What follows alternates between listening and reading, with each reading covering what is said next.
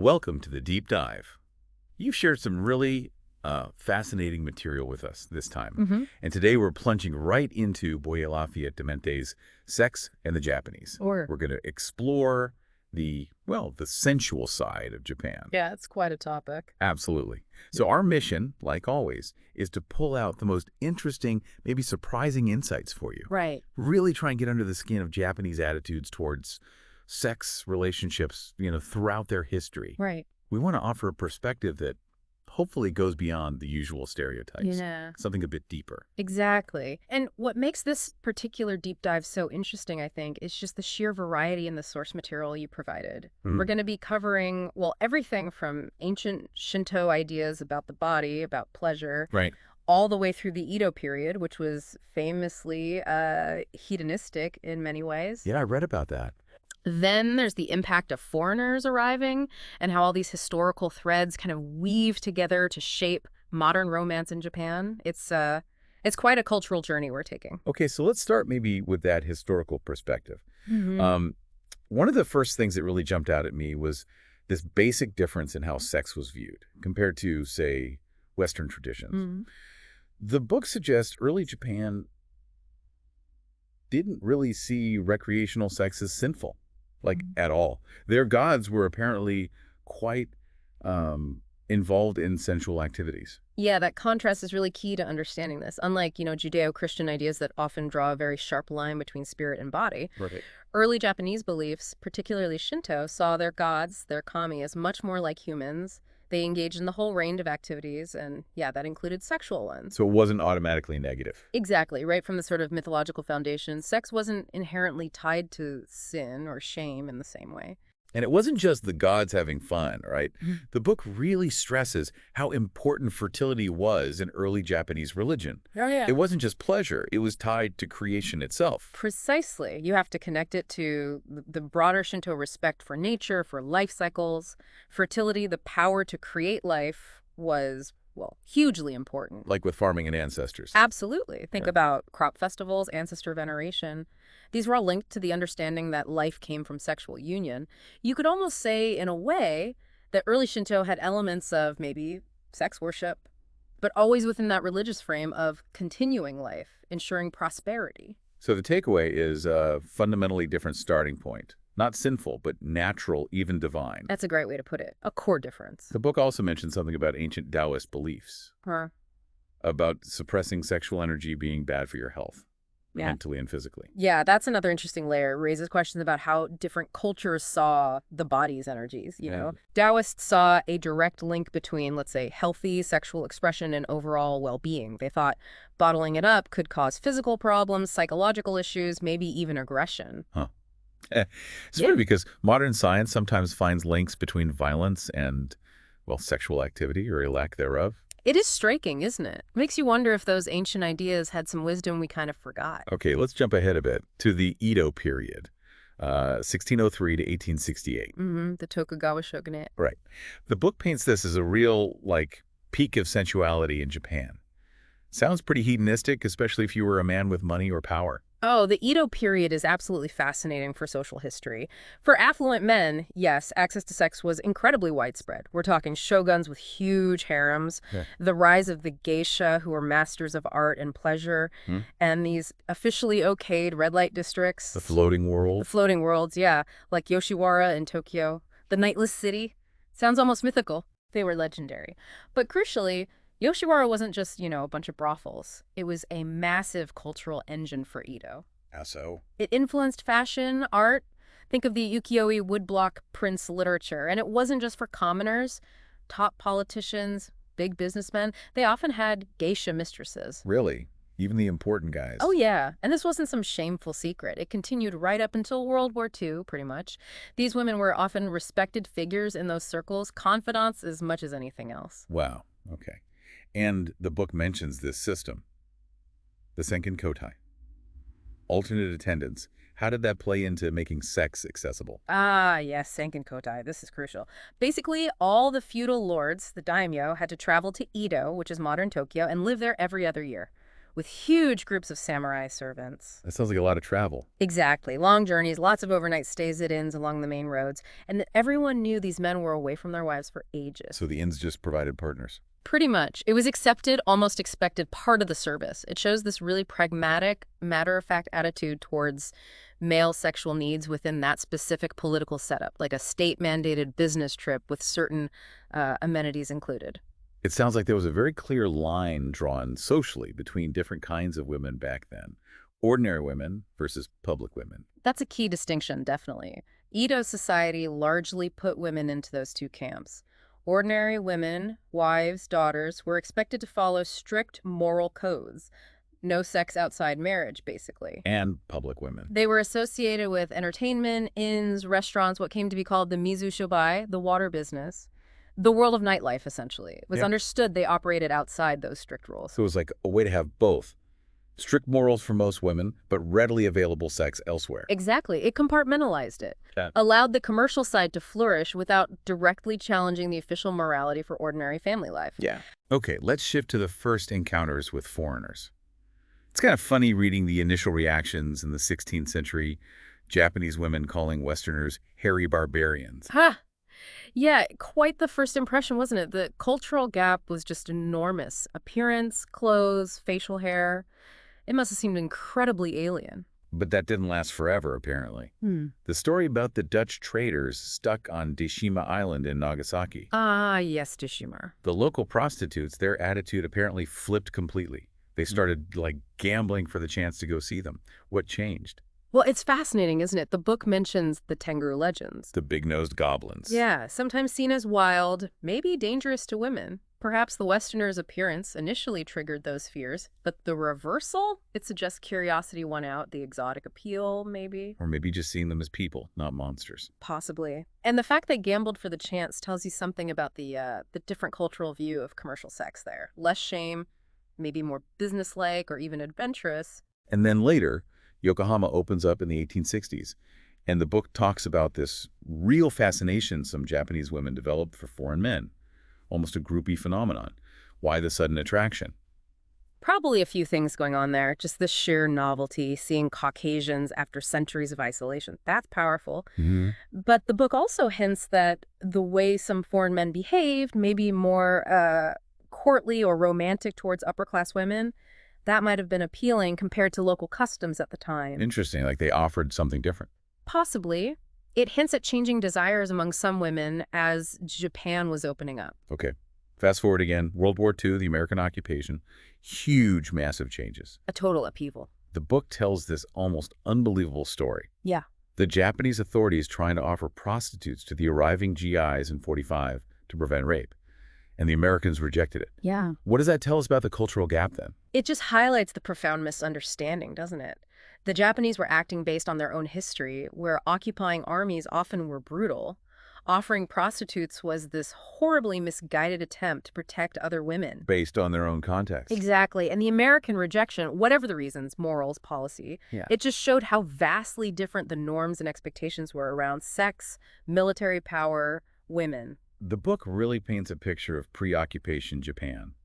Confucianism, arranged marriages, not much dating, then boom, defeat. Must have been a volatile mix. Absolutely. Imagine a society that was pretty closed off, rigid social rules, limited personal freedom, suddenly crushed in war and occupied by this completely different culture. The psychological shock was immense, and that influenced everything, including relations between Japanese people and the GIs. And the GIs arrived with, as the book puts it pretty bluntly, pent-up sexual energy, which led to widespread liaisons with Japanese women. And this actually had a significant economic impact. It did, yeah. You had huge numbers of American servicemen, different attitudes to sex, and many Japanese women willing or maybe forced by poverty to form relationships. So lots of encounters. From casual to longer-term mistresses.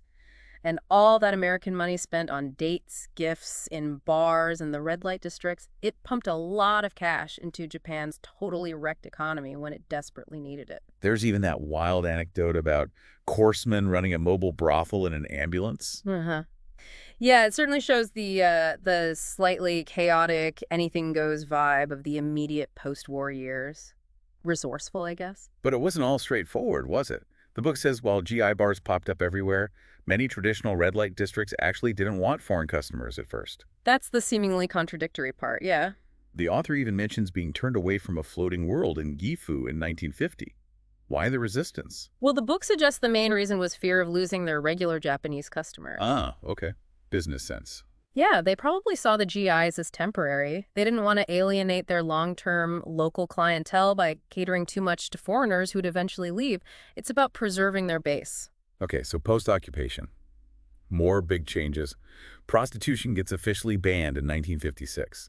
That seems like a huge deal. What happened then? It was a major symbolic step, for sure, but it didn't just, erase the industry or the demand. Right. Many old brothels just changed signs. Some became briefly nude photo studios. Others turned into shops, offices.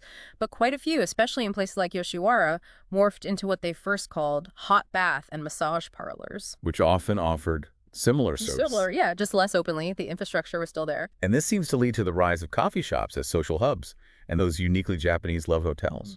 How did they become so common? Well, coffee shops exploded after 52. Living spaces were tiny, offices crowded, people needed places to meet for business, for socializing. Especially young people. Yeah, young people meeting outside the home. Some coffee shops even added private rooms. And then love hotels, or love-tels as they were sometimes called, popped up around the same time. Who used them initially? Mostly businessmen for affairs, apparently. But pretty quickly, college students, other couples needing privacy, anyone who couldn't get intimately at home, basically, they filled a real need. And those hot bath parlors evolved too, right? From Turkish baths to soap lands, and then AIDS and tattoo bans affected them. It's a great example of how the sex industry adapts to social pressures, health scares, cultural shifts. Turkish bath became soapland because of, believe it or not, complaints from Turkey. Really? Diplomatic issues? Apparently so. Anyway, these soaplands offered services usually involving washing, massage, often leading to sex. The AIDS scare definitely made some places more selective, wary of foreigners sometimes. And tattoos, being linked to Yakuza, led to bans in many legitimate bathhouses and some soaplands too. But the industry adapted. Largely, yes. It continues in various forms. There are even soaplands now specifically for foreign tourists. And what about geisha today? The book says they're still around, but much less common. That's right. The tradition exists, but it's very expensive. Changing tastes, too. Now, it's mostly very high-level politicians, rich businessmen, traditional arts patrons who can afford geisha entertainment. Their numbers are way down from the post-war era. The section on pornography in Japan was quite eye-opening.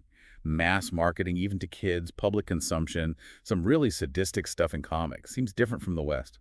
It is quite striking, the pervasiveness of porn in Japanese pop culture and the more relaxed attitude towards seeing it in public.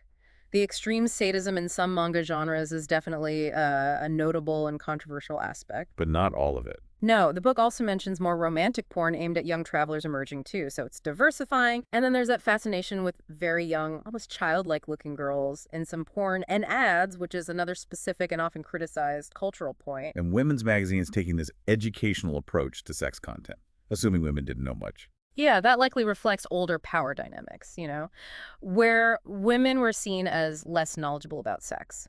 Framing it as education made it okay to sell sexual content to women, helping them be good wives or whatever, while fitting social norms. It's interesting how the book points out these contradictions, like Japanese women in the 50s denying that Japanese men even went to red light districts. What was that about? Saving face? Probably a mix of things. Maybe trying to present a certain image to foreigners. Maybe reflecting those traditional ideals of female purity or ignorance about the dirty side of life. It shows that tension between ideals and reality. On a lighter note, the more relaxed attitude to nudity on TV, especially in travel shows with mixed hot spring bathing. Oh yeah, that's a big cultural difference. Nudity in a natural setting like an onsen, a hot spring, isn't seen as inherently sexual in Japan, traditionally. So TV hosts just jump in. Yep. Shows featuring mixed bathing with the hosts joining in on camera are totally normal. It shows a different level of comfort with the body compared to a lot of Western media. Okay, then there's the romance gray phenomenon. Mid-50s, older men, including foreigners, having affairs with younger women, often cabaret hostesses. Yeah, the romance gray boom, it was a real post-war social trend. You had these relatively wealthy, older foreign businessmen arriving, Mhm. creating opportunities for younger Japanese women, many working as hostesses in cabarets and bars.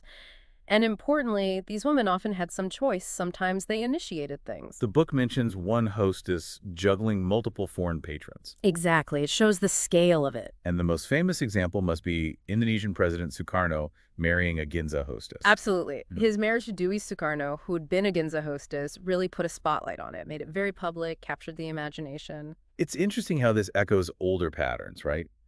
Wealthy, older men with geisha or concubines in the past. It really does. The basic dynamic has deep historical roots. What made Romance Gray a bit different was maybe the level of choice the women had and the big role foreigners played. The book also notes more public dating, holding hands, stuff like that, starting after the occupation. First foreigners, then older Japanese men too.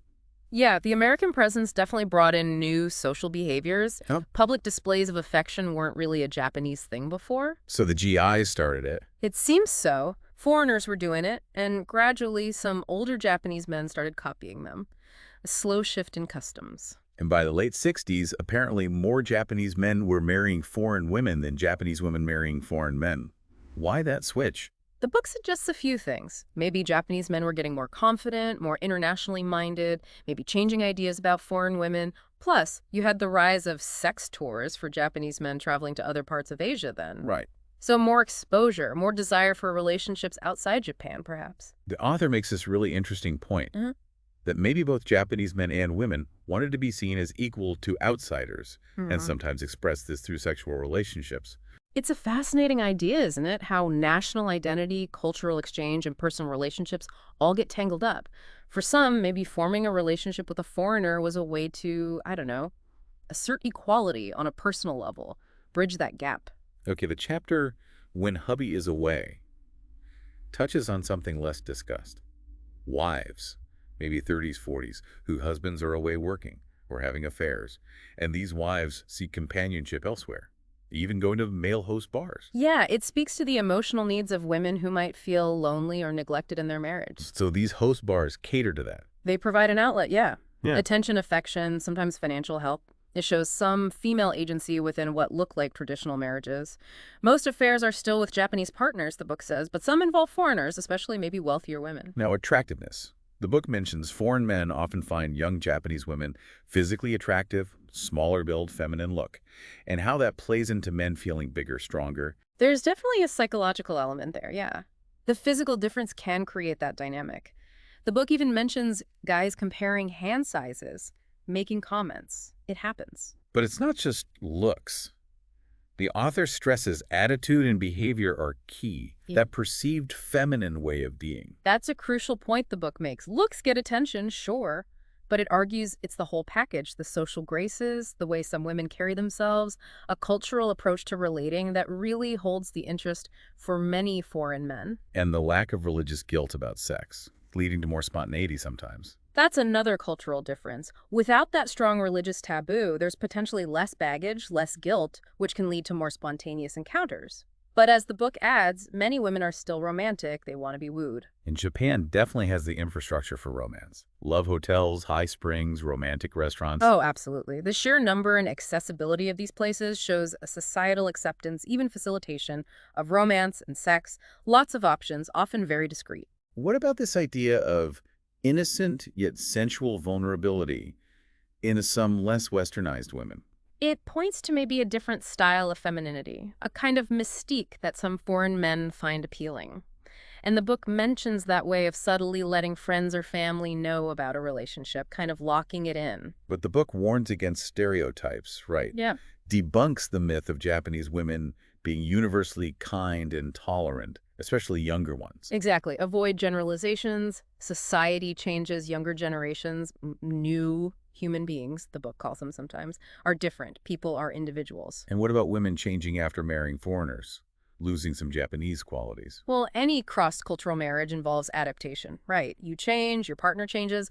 The book observes that inevitably some assimilation happens, which might alter the very things that were initially attractive. It also notes some foreign men just want the Japanese experience without commitment, while some foreign women might look for Japanese men who are less traditional. Yeah, it shows the different motivations people bring to international dating, contrasting desires and expectations based on where you're coming from. And finally, the book mentions Japanese women are often skilled at signaling interest, or lack thereof, and just the visual appeal, the fashion, grooming, the sheer number of attractive young women in places like Tokyo. It paints that picture of Tokyo's busy districts, Ginza, Shibuya, Shinjuku, as places where this is very visible. A lot of attractive, well-dressed young women. The book calls it girl-watching spots. Even mentioning Kabukicho and Shinjuku, acknowledging the Yakuza connection, but saying it's relatively safe just to look. Yeah, acknowledging the reality, but suggesting it's generally okay for observers. Okay, this brings us to the last bit we wanted to cover, the lover's language chapter. Lots of interesting Japanese terms. Let's pick out a few. Sounds good. Always reveals a lot about a culture. First, oshi, okane, shugata. Aggressiveness, money, good figure.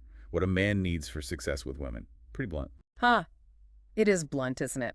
The book notes it might come from the old floating world context, but still reflects some values, though obviously kindness, manners, etc. matter too. Interesting, there's no direct female equivalent mentioned. The Nito Ryu, AC/DC, bisexual.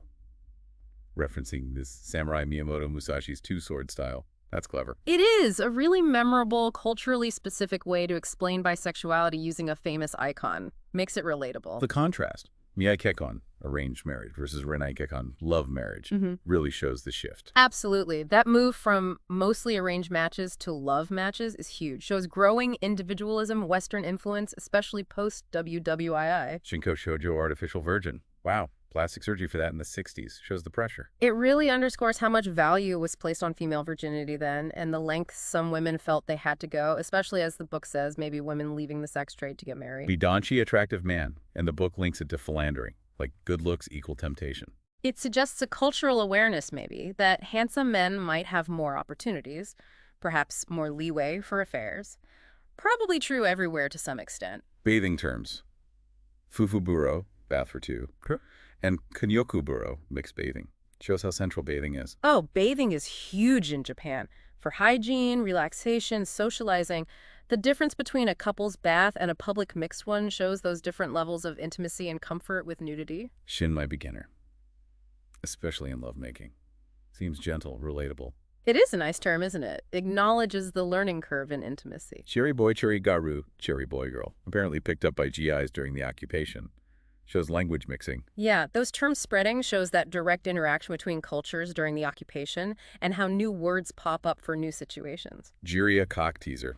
Some concepts are pretty universal, huh? Seems so. The basic idea translates, even if the word is different. Let's break up. Sounds pretty direct. Sometimes direct is best, I suppose, even for something difficult. Using kawaii for a small penis, definitely not a compliment there. Funny how cute gets twisted. Context is everything. Shows that playful, maybe slightly sharp edge in sexual banter. Innocent words repurposed. Soplan jargon, Toripuru-pure, Nirincha, Sanrincha for group activities. Shows how industries create their own language. Exactly. Subcultures develop unique vocab to talk efficiently, maybe discreetly, about specific things. Boki erection. Simple, direct. Yep. No messing around with that one. Fast shooter, Hayochi, or Sankokihan. Literally 3.5 strokes. A bit harsh. It's humorous, but very descriptive, isn't it? Points to a common anxiety, maybe with a bit of dark humor. Hatsukoi first love.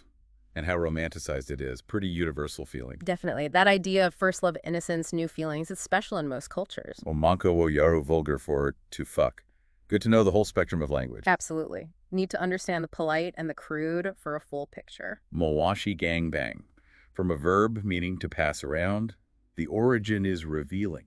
Yeah, the word itself clearly conveys multiple partners, something being shared or passed. Garu hanta boy hanta girl hunt boy hunt. Actively looking for partners. Shows that active pursuit, part of the social scene everywhere. Sukebi horny lecherous. And Sukebi Gigi horny old man.